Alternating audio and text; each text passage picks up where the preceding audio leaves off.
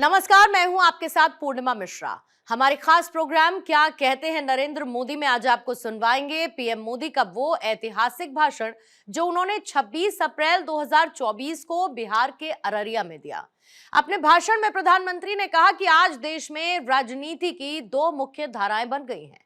एक धारा बीजेपी और एनडीए की है, जिसका मकसद है देश के लोगों को सशक्त करना, हर लाभार्थी के दरवाजे तक खुद जाकर उसे लाभ पहुंचाना। और इसके विपरीत एक और धारा है कांग्रेस और आरजेडी की, और इनका मकसद है देश के लोगों से छीनना, उन्हें तरसाकर रखना और खुद की तिजोरी भरना। साथियों, आरजेडी कांग्रेस के इंडी गठबंधन को ना देश के संविधान की परवाह है और ना ही लोकतंत्र की परवाह है। ये वो लोग हैं जिन्होंने दशकों तक बैलेट पेपर के बहाने लोगों का, गरीबों का अधिकार छीना। पोलिंग बूथ लूट लिए जाते थे, बैलेट पेपर लूट लिए जाते थे।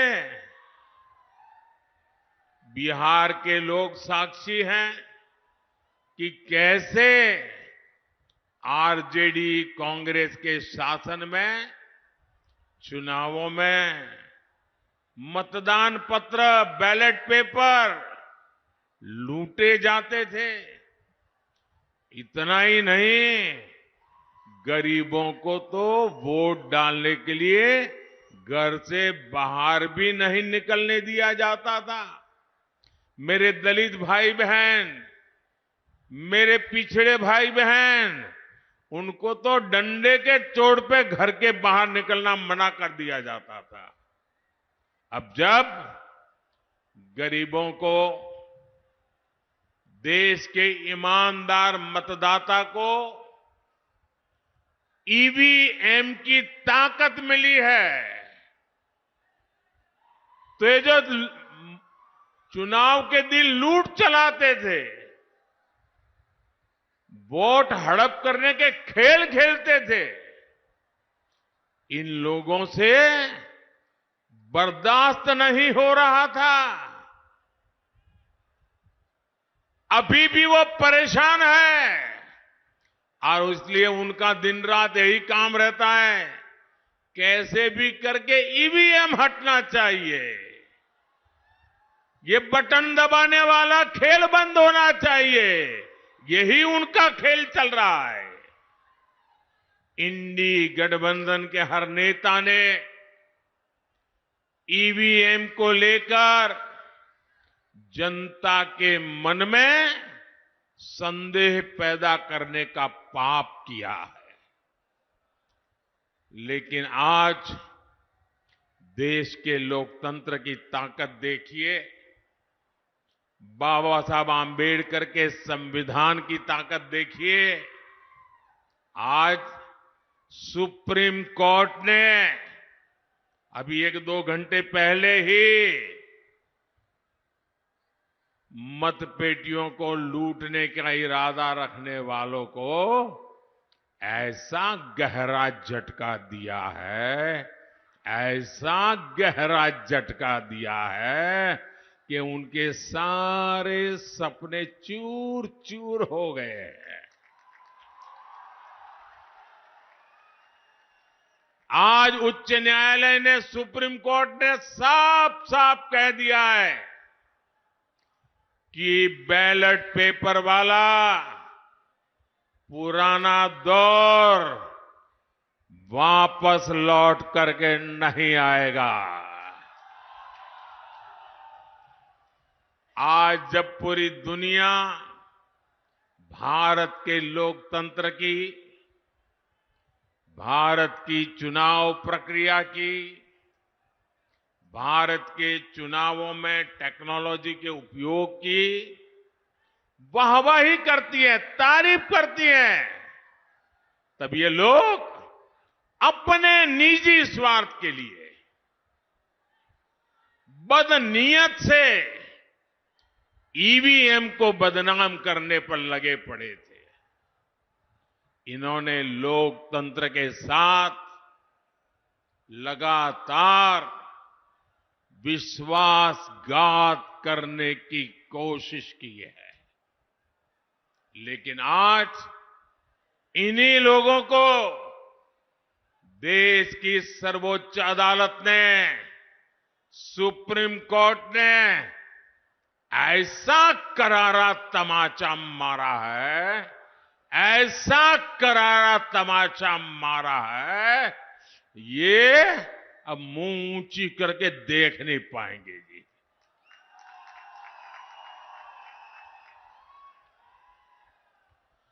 भाइयों बहनों, आज का दिन लोकतंत्र के लिए शुभ दिन है। आज का दिन लोकतंत्र के लिए विजय का दिन है। मेरे साथ मैं नारा बुलवाता हूं, बोलिए। मैं कहूंगा लोकतंत्र, आप कहे जिंदाबाद जिंदाबाद। लोकतंत्र, लोकतंत्र, लोकतंत्र। मैं दूसरा नारा बुलाता हूं, बाबा साहब आंबेडकर अमर रहे, अमर रहे। बाबा साहब आंबेडकर, बाबा साहब आंबेडकर, बाबा साहब आंबेडकर। इंडी गठबंधन के हर नेता को देश की जनता की माफी मांगनी चाहिए। माफी मांगनी चाहिए कि नहीं मांगनी चाहिए? माफी मांगनी चाहिए कि नहीं मांगनी चाहिए? साथियों, आज देश में राजनीति की दो मुख्य धाराएं बन गई हैं। एक धारा बीजेपी और एनडीए की है, जिसका मकसद है देश के लोगों को सशक्त करना, हर लाभार्थी के दरवाजे तक खुद जाकर उसे लाभ पहुंचे। इसके विपरीत एक ऐसी धारा है कांग्रेस और आरजेडी की, इंडी गठबंधन वालों का मकसद है देश के लोगों से छीनना, उन्हें तरसा कर रखना और खुद की तिजोरी भरना। जैसे कांग्रेस हो या आरजेडी, इन दोनों पार्टियों ने बिहार के लोगों को विकास के लिए तरसा कर रखा। इन दोनों पार्टियों ने मिलकर बिहार के करोड़ों लोगों को दाने दाने का मोहताज बना दिया था। किसी के पास खेत खलिहान है तो नौकरी के बदले उसकी जमीन छीन लो, किसी पास नौकरी है तो तनख्वाह छीन लो, किसी के पास गाड़ी है तो गाड़ी छीन लो, कोई थोड़ा भी सामर्थ्यवान है तो उसका अपहरण करवा लो। यही जंगल राज के दिनों का हाल था। यही आरजेडी और कांग्रेस के शासन का तरीका था। नीतीश जी ने और बीजेपी के लोगों ने और एनडीए के सब साथियों ने बड़ी मेहनत करके बिहार को उस जंगल राज से बाहर निकाला है। अब एनडीए की सरकार मिलकर प्रयास कर रही है कि हर लाभार्थी के दरवाजे पर पहुंचे, उन्हें अपनी योजनाओं से जोड़े। पिछले 10 साल में बिहार के लोगों को 50,000 करोड़ रुपए, ये आंकड़ा याद रखोगे? मेरे बिहार के लोग तो बहुत जागरूक है। मैं जो आंकड़ा बोल रहा हूं याद रखोगे? जरा आप जवाब दे तो मैं बोलूं। जो मैं आंकड़ा बोल रहा हूं याद रखोगे? जो आंकड़ा मैं कह रहा हूं याद रखोगे?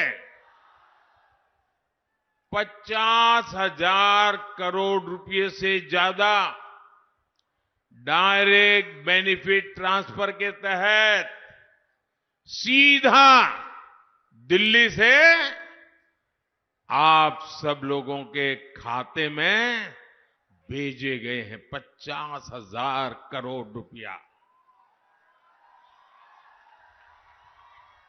अररिया और सुपौल के किसानों के बैंक खाते में पीएम किसान सम्मान निधि के 1,600 करोड़ रुपए जमा हुए हैं। कोई बिचौलिया नहीं, कोई रिश्वत नहीं, कोई कट नहीं, कोई चोरी नहीं, सीधा किसान के खाते में मोदी ने भेजा है। यहां अररिया और सुपौल दोनों जिलों में गरीबों को 3 लाख पक्के घर मिले हैं। 3 लाख पक्के घर। साथियों, बहनों बेटियों के जीवन को आसान बनाना ये एनडीए की प्राथमिकता है। बहनों को उनकी सुविधा के लिए नल से जल मिला है, शौचालय मिला है, मुफ्त बिजली कनेक्शन मिले हैं। एनडीए सरकार की मुफ्त राशन की योजना ने हमारी माताओं, बहनों, बेटियों की बहुत बड़ी चिंता समाप्त कर दी है। 5 लाख रुपए तक के मुफ्त इलाज वाली आयुष्मान योजना बहनों बेटियों के लिए नई संजीवनी बनाई है।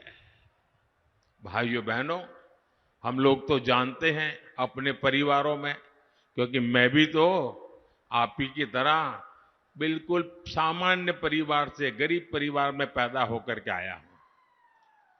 और इसलिए मैंने वो दुख दर्द क्या होता है ना, वो जी करके आया हूं। आपने भी वही देखा है। हमारे यहां परिवार में कोई मां बीमार हो जाए ना, गंभीर बीमारी हो, लेकिन वो घर में किसी को पता ही नहीं चलने देती। वो दुख सहन करती है, काम करती रहती है, लेकिन घर में किसी को पता नहीं चलने देती कि उसे इतनी बड़ी मुसीबत हो रही है। क्यों? कि मां के मन में विचार रहता है कि अगर बच्चों को, परिवार को पता चल जाएगा कि मुझे बीमारी है, तो वो मुझे अस्पताल ले जाएंगे, बहुत खर्चा होगा, ये बच्चे कर्ज कर देंगे और मेरे मरने के बाद बच्चों को कर्ज में जीना पड़ेगा। मैं अपने बच्चों को कर्ज नहीं करने दूंगी, मैं बीमारी सहन कर लूंगी, अगर मौत जल्दी आएगा तो स्वीकार कर लूंगी, लेकिन मेरे बच्चों पर मैं कभी भी कर्ज नहीं होने दूंगी। और हमारे देश की माताएं बहनें कितना ही ज्यादा दर्द क्यों न हो, कितनी ही बड़ी बीमारी क्यों न हो, वो सहन करती रहती है। तब मेरे मन में विचार आया कि फिर इस बेटे का दिल्ली में बैठने का क्या मतलब है।